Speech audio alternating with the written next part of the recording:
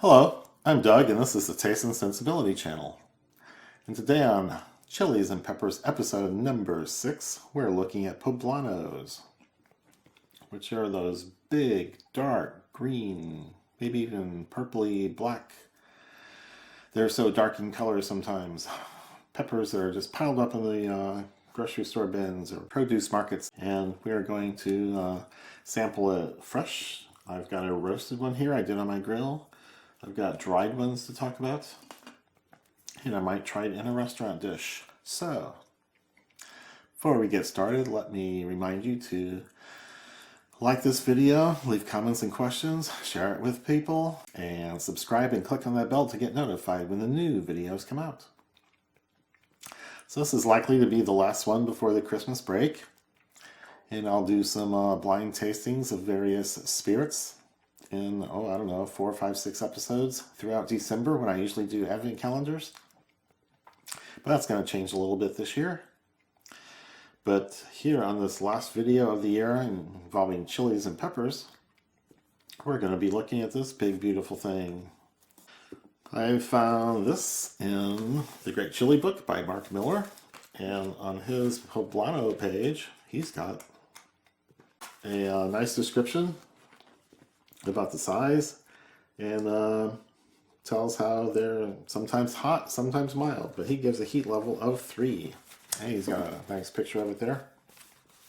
And he's also got a picture of a red one, which I don't ever see in my markets, so I couldn't really sample that.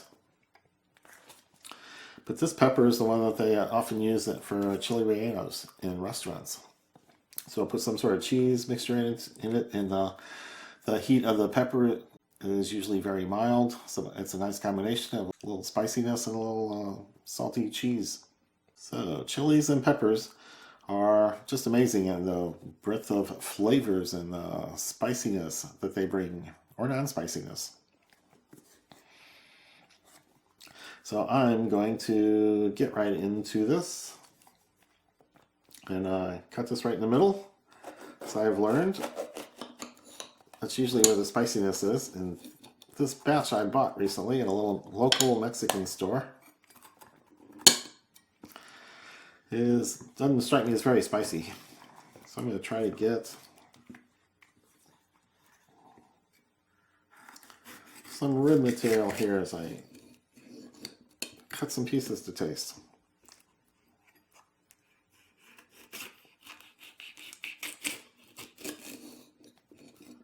There. That should be representative. Wow, green, green, green. That's what you smell. It's green and with as much pop as any green bell pepper. So I'll just start in.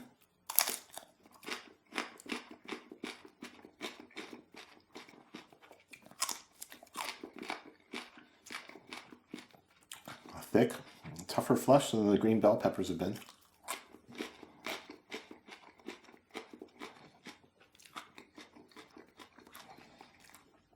It's a good flavor, but I'm eating a rib part and not really getting much in the way of heat.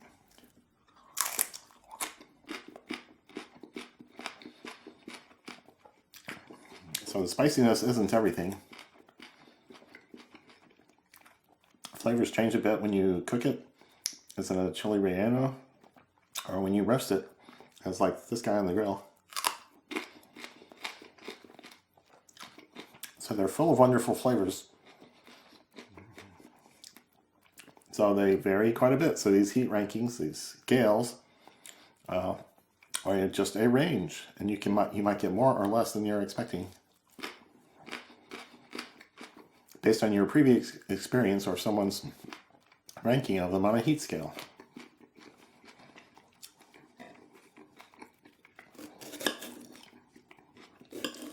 So nothing at all wrong with the flavor here. I was just hoping it would be a little more spicy. It's very green, very rich, very full. So I'm going to eat just rib. And see if I can find that stuff.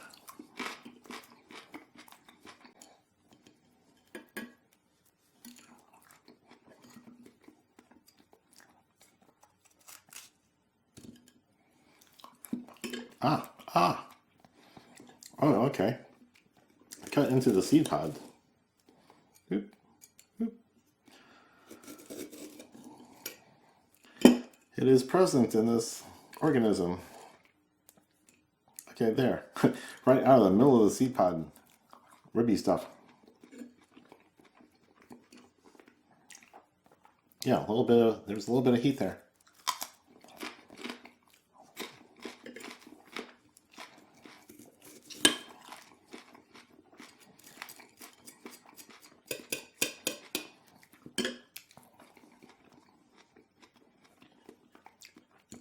Okay, so that's a good reason to always use all the insides. You might want to knock a few seeds off, but use as much rib as you can if you're looking for heat and spice.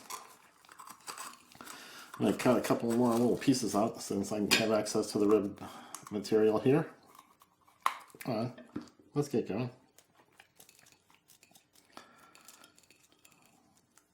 Get a few seeds off and we'll try this. Oh, wow. Oh. Okay, oh man. That's a little bit like a jalapeno. That's what I would think. Okay. So the heat varies and the location varies.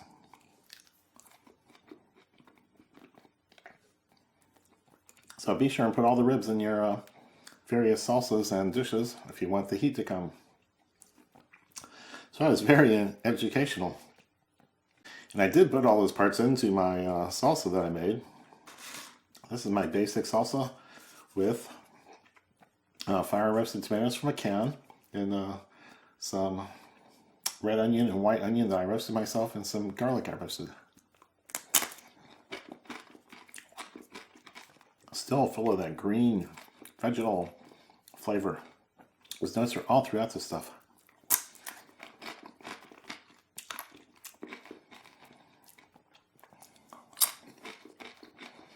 And the ribs went in to the greatest extent I could, and I did knock off some seeds and get seeds out of the material, but I am not really picking up spice in this salsa that I made with a bin mate of this pepper.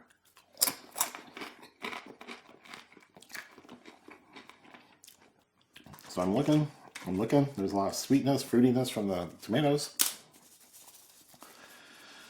And I get the garlic in there. Only salt comes from the canned tomatoes.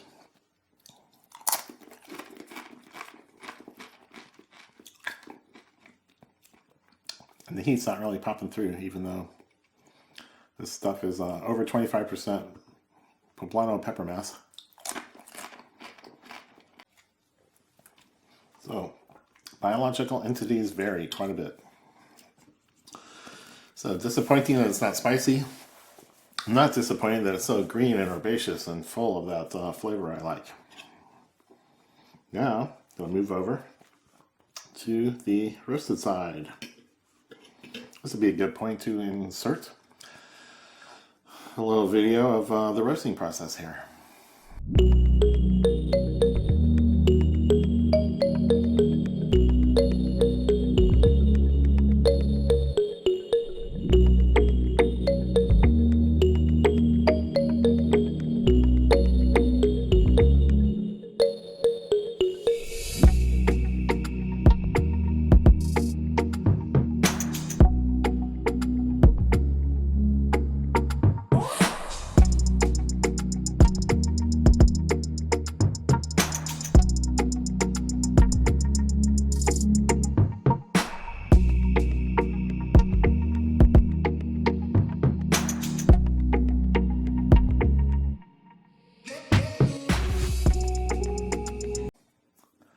Okay, welcome back.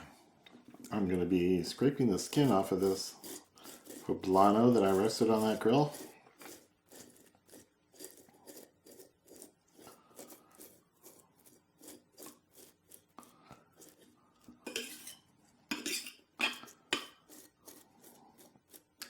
Comes off pretty easily. You don't need to get every stick, but it's bitter, so it's good to get about everything you can.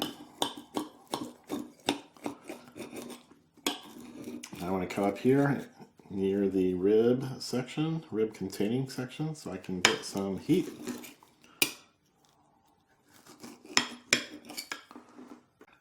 So here we go with one piece.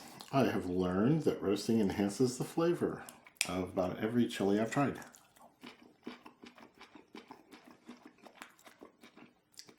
Wow, that's even more than most. That is great. Here's a buttery, cooked and roasted character.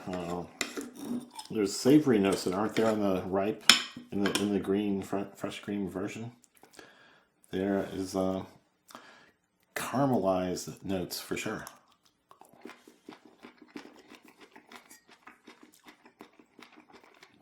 Okay, a little bit of heat with that rib. Don't know if I would notice that in a chili relleno with a bunch of cheese and breading. Probably pick it up here.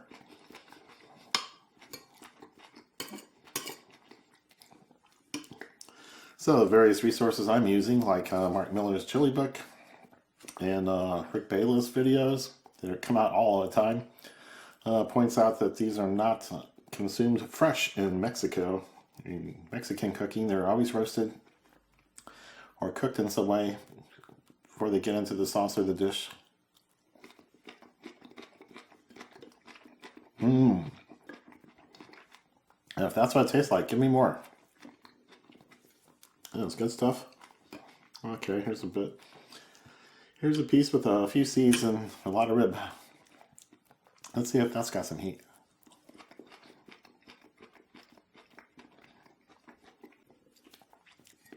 Just a hint. Just a hint.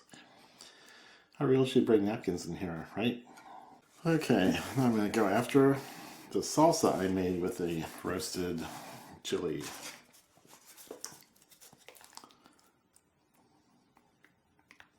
I can see all the green chunks.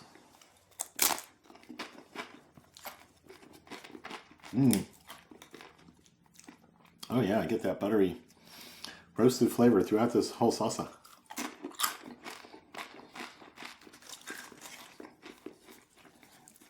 Again, very little heat, almost no heat, but the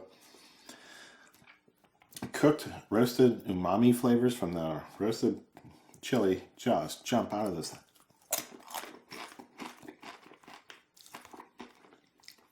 So it's got quite a transformation here, and it really affects the salsa in a good way.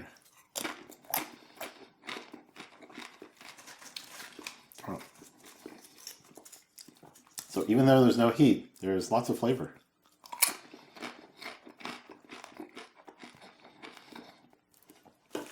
So that's a lesson I've been learning from roasting chilies.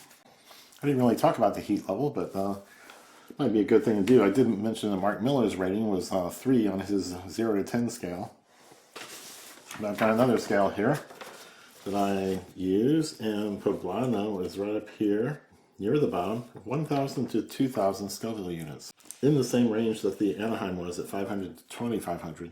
So they're saying you should taste it. Every time you get some, you should be able to taste it. Okay, so this is a chili relleno from a local restaurant. It's made from a pretty big poblano pepper. I think it gets a little bigger because they bread it and grows a coat on the outside. And it's got a little cheese rolling over it, but mostly cheese on the inside of the chili. And there's probably a little rice there too. I'm going to start at the capsaicin end rather than down at the tip. So let's see what we find in here in terms of heat and just flavor combination from this chili. This is mostly the way most Americans eat poblano peppers, is in this dish. So let's see what we find. Hope it's not too hot, like burn my mouth. Smells good. Smells cheesy. Some kind of grainy, floury batter. And some vegetable something. Okay, let's go. Batter's good. Definitely get a pepper note. I can't say it's hot.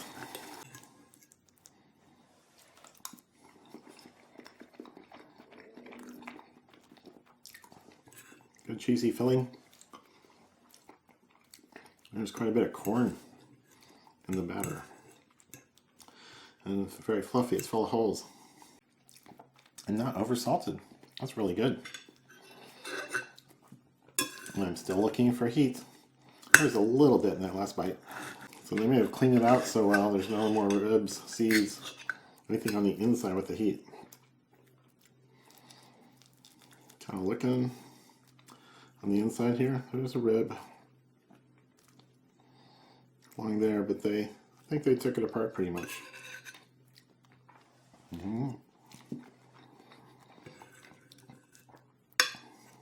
Good green vegetable flavor. So this is the way most Americans eat Poblano Chiles. It's a really good way. Okay, so that's all I'm going to do with this guy now that I've sized him up. So back to the main thing. Now I want to move on to the dried versions. So, well, let's see. I see them in the stores. They look like this. This one says chile mulatto entero. And you look at it, it's a big wrinkly dark thing. Probably can't see overhead with the plastic on there. And then another kind. What that just says chile ancho, which is a dry poblano. That's all it is. They're not smoked, but they end up with a smokier flavor. It's real interesting. So these are round, wrinkly skin, very dark. Kind of a raisiny aroma on the smell. It's old and dusty and partly like something in some dried herbs in a store. It doesn't contain anything you would eat. Okay, so yeah, there's a raisiny note just on the aroma there. So this is what they look like when you pull them out. So they're very wrinkly. And here's the seeds rattling around. Then when you start handling the chili, it's flexible. It gives. And this guy's the same. So I think the redder one is the chile ancho, the darker one's the mulatto. But to rehydrate these, I just cut them open with scissors, pull off the stem, dump out seeds, try to flatten it out, and then toast it a little bit on a cast iron skillet. You might be able to do it in an oven that's preheated. Different ways to do it, but you can overheat it and make it all bitter. But that toasting part is an important part of getting the flavors right, according to all the sources I've seen. And then I rehydrated these with I started with 180-degree water, poured in a little bit, covered them, weighted them down with a spoon or some implement, and let them soak for a couple hours. So it doesn't always take 2 hours, but I just let it do it because they seem to get better and better, bigger and bigger, wetter. So, yeah, I'm still looking for heat, so I'm going to stay away from the tip end and stay up near the shoulders and head. And if there's any ribs, that'll be part of this. So I'm just going to taste a little piece of it. That's the darker one. It's probably the mulatto. The raisiny note is in there. It's kind of watery. It's how long it's spent in the water. I'm getting it more heat than I get in the fresh ones or roasted one. Did eat a rib part. Wow, that's complicated. There's a smokiness. There's a cooked nature to it. And that raisiny note is very odd. And then old stuff, like they buried it somewhere. I don't know what to make of that. Yeah, let me just cut another piece. Oh, that made it. This red one I think is just a regular ancho. Let's see what kind of flavors come out of this. It's almost the texture of a fresh one. It's approaching it. If it was soggy and wilted, and if it sat out, oh wow, more heat. That one has some heat. Maybe if one of these sat out several days in a row and they started getting a little wrinkly and wilted and not quite as thick and full of moisture, this is not that different. So the dried chilies get used as dried things. I mean, you make interesting powders and just throw them into recipes, or they can be rehydrated. But they end up in cooking, and they have different properties. The drying process forms them into some more cooked. Adds some flavors, same way that the roasting does here, the drying process will change this from what you taste here and just give it a whole new set of flavors, and they're used differently. So I'm probably going to do a whole episode on dried chilies. So I don't really need to say much more about it here. It's just one of the forms of a poblano. So again, let me remind you to like and subscribe, leave comments, leave questions, share it with friends, and watch for the chili reviews to resume in January. But in December, I want to celebrate Christmas. I want to do a few blind flights of different spirits. Haven't been able to. I've done basically Scotch malt whiskey calendars blind for 3 years in a row, and I was always hoping to get some bourbons and rye and different things in there. So I'm just going to do my own. I've recently won 2 or 3 blind flights from YouTubers, from as giveaways on live streams, and I got a couple flights of my own I'm going to introduce. So I'll be doing those in December while I'm celebrating the birth of Christ. So come back for all that, and see you in December.